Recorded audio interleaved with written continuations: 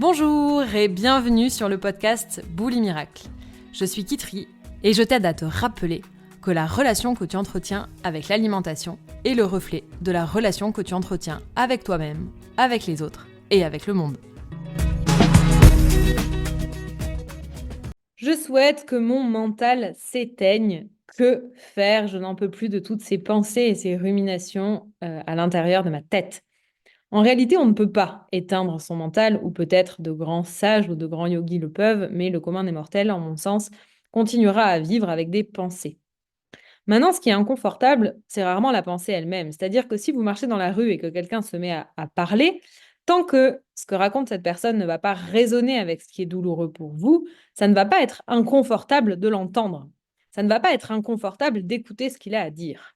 Peut-être que ce qui est inconfortable et ce qui nous agace dans la pensée de notre tête, c'est probablement que ce sont des pensées que l'on rejette, que l'on n'a pas envie d'entendre. Or, en réalité, ces pensées, elles reflètent probablement notre bagage, elles reflètent nos charges et elles sont des indicateurs quant à nos parts blessées. Il est également important de se rappeler que nous sommes l'observateur de l'expérience, nous sommes l'observateur de ces pensées. Ces pensées ne nous définissent pas, nous, on est là pour observer ces pensées.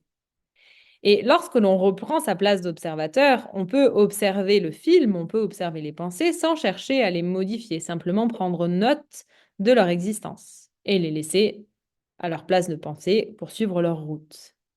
Ce qui est douloureux, c'est pas tant que le mental s'active, c'est pas tant qu'il y ait beaucoup de pensées dans la tête. Ce qui est douloureux, c'est l'attachement que l'on émet au sujet de ces pensées. C'est l'identification que l'on va avoir à ces pensées.